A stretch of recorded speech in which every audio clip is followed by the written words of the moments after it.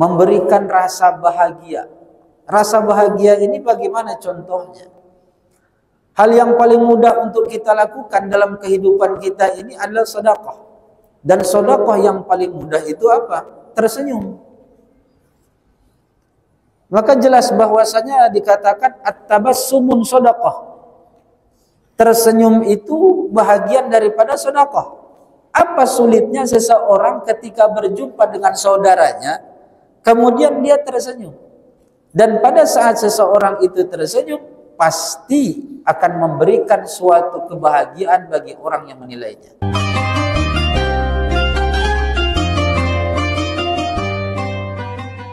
Assalamualaikum warahmatullahi wabarakatuh.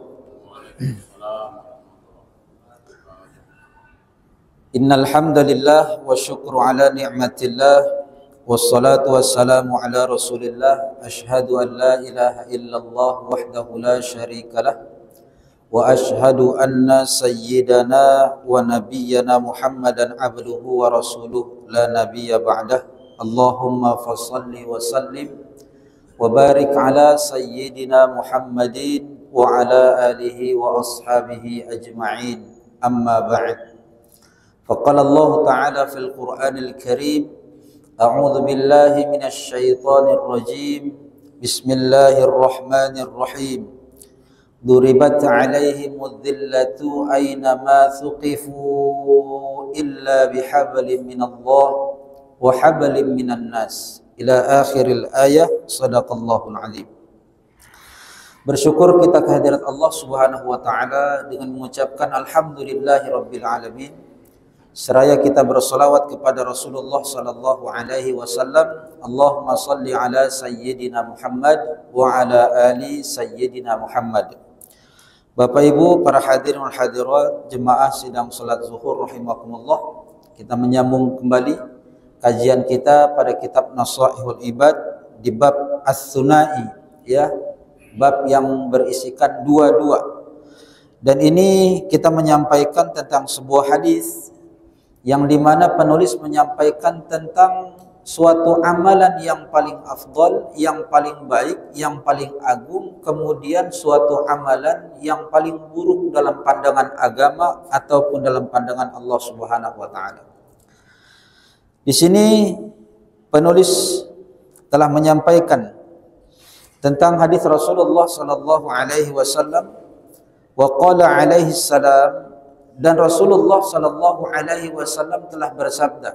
Apa kata beliau? Ahabbul ibadi ila Allah taala anfa'un nas linnas. Seorang hamba yang paling dicintai oleh Allah Subhanahu wa taala itu siapa? Yaitu anfa'un nas linnas, yaitu orang-orang yang paling memberikan manfaat. Seorang manusia yang paling memberikan manfaat bagi manusia lainnya. Wa afdalul a'mali idkhalus sururi ala qalbil mu'min. Dan seafdal-afdalnya amalan yang dapat kita perbuat yaitu idkhalus sururi ala qalbil mu'min. Memasukkan ataupun memberikan rasa gembira kepada orang-orang yang mukmin ataupun orang-orang yang beriman. Yatrudu anhu ju'an, dan mengusir rasa lapar dari dirinya. Au yaksifu anhu kurban, ataupun menghilangkan kesusahan darinya. Au yaqdilahu dinan, ataupun membayarkan hutangnya. Maka Rasulullah sallallahu alaihi wasallam telah menuturkan, menginformasikan kepada kita tentang suatu amalan seorang hamba yang paling dicintai oleh Allah, dan amalan ini ternyata paling afdal. Tidak ada yang lebih tinggi daripada ini. Dan ternyata Rasulullah sallallahu alaihi wasallam menyampaikan yang pertama itu adalah orang yang paling, seorang hamba yang paling dicintai oleh Allah adalah seseorang yang paling memberikan manfaat bagi manusia lainnya. Ternyata bukan hanya sekedar ibadah kepada Allah yang harus kita lakukan di dunia ini, tetapi kita jangan lupa bahwa misi Allah menciptakan kita di dunia ini pada hakikatnya adalah sebagai khalifah di muka bumi. Pengganti yang mana dahulu Allah ciptakan makhluk yang selalu berbuat kerusakan dan melakukan pertumpahan darah. Lalu Allah Subhanahu wa taala menggantinya dengan kita sebagai manusia. Untuk apa? Melakukan suatu kebaikan. Dan Allah Subhanahu wa taala ternyata mencintai seorang yang memberikan suatu kebaikan bagi orang lain. Ini yang harus kita utamakan. Maka jangan lupa bahwasanya amalan yang paling afdol itu sendiri Rasulullah sallallahu alaihi wasallam itu menyampaikan, yaitu dengan kalimat idkhalus surur, memberikan rasa bahagia. Rasa bahagia ini bagaimana contohnya? Hal yang paling mudah untuk kita lakukan dalam kehidupan kita ini adalah sedekah. Dan sedekah yang paling mudah itu apa? Tersenyum. Maka jelas bahwasanya dikatakan at-tabassumun sedekah. Tersenyum itu bahagian daripada sedekah. Apa sulitnya seseorang ketika berjumpa dengan saudaranya, kemudian dia tersenyum. Dan pada saat seseorang itu tersenyum, pasti akan memberikan suatu kebahagiaan bagi orang yang menilainya. Berbeda dengan orang yang wajahnya selalu sinis. Atau ada sebahagian orang karena dia tidak mau menegur, akhirnya pura-pura nggak nengok, pura-pura nggak nampak. Ada sebahagian orang yang seperti itu. Maka kalau dia seandainya tahu tentang ilmunya bahwa Allah Subhanahu wa taala dan Rasulullah mencintai orang yang memberikan kebahagiaan pada saudaranya, maka dia pasti akan melakukan bagaimana ekspresi wajahnya kepada orang lain itu agar orang yang melihat dia itu bisa berbahagia. Maka pantas kita ini diajarkan oleh orang tua kita untuk menegur orang lain terlebih dahulu ketika kita melewati suatu jalan. Ada bapak-bapak kita panggil, Pak, mau kemana? Apa kabar? Bagaimana keadaan saat ini? Dan itu semua dilakukan untuk apa? Untuk menunjukkan rasa prihatin kita kepada orang lain dan memasukkan rasa gembira kepada orang lain atas perhatian kita. Jangan jadi orang yang sinis, Bapak Ibu. Jangan jadi orang yang sombong. Jangan jadi orang yang selalu ingin ditegur. Berusahalah untuk menjadi orang yang baik dalam pandangan orang lain, sehingga Allah dan Rasulullah akan menilai kita suatu saat bahwa kita termasuk orang yang mengamalkan amalan ini, amalan yang paling afdal dan amalan seorang hamba yang paling dicintai oleh Allah Subhanahu wa taala. Ya. Kemudian yatrudu'an hujuan, ataupun menghilangkan rasa lapar dari diri seseorang. Menghilangkan rasa lapar itu amalan yang paling afdal dan amalan seorang hamba yang paling dicintai oleh Allah.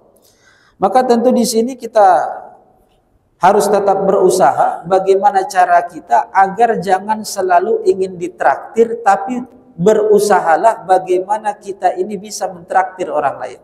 Nah, ya, kadang-kadang kan kita selalu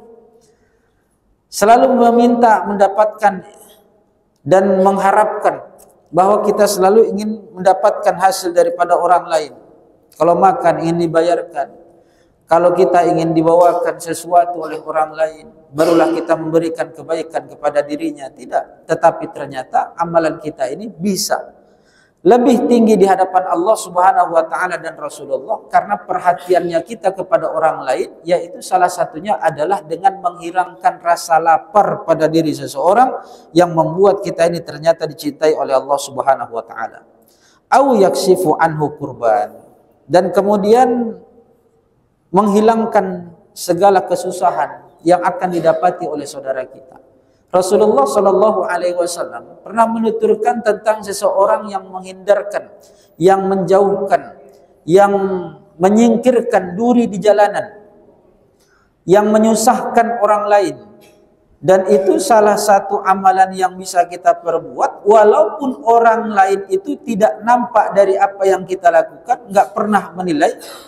Tetapi Allah Subhanahu wa taala telah menilai diri kita dari perbuatan baik yang kita lakukan itu, bahwa Allah lah yang membuat kita dicintai oleh Allah. Namun terkadang manusia ingin melakukan sesuatu hanya ingin nampak oleh orang lain, hanya ingin dipandang dan dinilai oleh orang lain. Hal seperti ini pada hakikatnya kita telah keliru untuk melakukan suatu perbuatan itu. Kalau seandainya memang kita berhadapan dengan orang, kawan kita yang susah, yang kesulitan, yang membutuhkan bantuan, yang membutuhkan pertolongan, maka kalaulah kita tidak mampu untuk menyingkirkan kesusahannya secara keseluruhan ataupun semuanya, paling tidaknya ringankanlah bebannya. Mungkin hatinya sedang terbebani, kita minta bagaimana pendapat kita, dan kemudian kita juga pada hakikatnya selalu dijadikan oleh Allah dan diinginkan bahwa kita ini menjadi orang yang paling beruntung, dan keberuntungan ini bukan hanya di dunia tapi dunia dan akhirat. Bagaimana cara kita agar kita menjadi orang-orang yang beruntung di hadapan Allah Subhanahu wa taala? Dalam perintah Allah telah jelas dalam surat Al-Asr, ya, bahwa Allah memerintahkan watawasau bil haq watawasau bis sabr. Minimal Bapak Ibu kita itu saling nasihat menasihati dalam suatu hal kebenaran. Nasihat ini tidak membutuhkan biaya, enggak membutuhkan materi, tidak membutuhkan tenaga yang besar. Lisan kita ini kita jadikan sebagai bentuk nasihat kepada orang lain agar mereka tetap melakukan kebenaran. Kalau ada yang salah diingatkan, kalau ada yang keliru maka diluruskan, kalau ada yang kusut diuraikan. Hanya sekedar lisan ini saja, maka kita bisa jadi orang yang dicintai oleh Allah Subhanahu wa taala seraya kita telah melakukan suatu amal yang paling afdol dalam pandangan Rasulullah sallallahu alaihi wasallam. Kemudian yang selanjutnya, au yaqdilahu dinan, atau kalau misalkan kita memang mampu membantu mereka dan kita bisa untuk menghilangkan kesusahan pada diri orang lain, yaitu salah satunya adalah menunaikan ataupun melunasi daripada hutang-hutang saudara kita, yaitu sesama muslim. Tetapi perlu ingat bahwasanya kesusahan pada diri seseorang yang berhutang ini telah kita sampaikan pada pekan lalu, bahwa ini yang dimaksud dengan membayarkan hutang mereka adalah kebutuhan primernya, bukan kebutuhan-kebutuhan yang tidak penting, bukan kebutuhan-kebutuhan yang hanya didasari ataupun dilandasi oleh hawa nafsunya. Tidak, tetapi kebutuhan primernya seperti tempat tinggalnya, mungkin bayar sewa rumahnya, bayar kontrakannya, pendidikan anaknya, kesehatan keluarganya, pakaian daripada keluarganya, dan ternyata mereka terhutang dan terkhusus apalagi disebabkan karena makanan yang tidak mereka dapati dan disebabkan itulah mereka berhutang, maka kita semua bertanggung jawab untuk membantu mereka.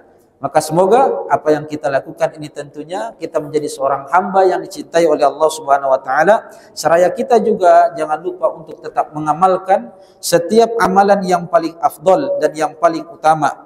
Maka insyaallah kita semua menjadi orang-orang yang dicintai oleh Allah Subhanahu wa taala hendaknya. Amin ya rabbal alamin. Insyaallah di pertemuan mendatang kita akan menyampaikan tentang suatu hal yang paling najis dalam kitab ini ataupun yang paling buruk dalam pandangan Allah dan Rasulnya. Semoga bermanfaat. Subhanakallahumma wa bihamdika nashhadu an la ilaha illa anta nastaghfiruka wa natubu ilaik. Wabillahi taufiq wal hidayah. Wassalamualaikum warahmatullahi wabarakatuh.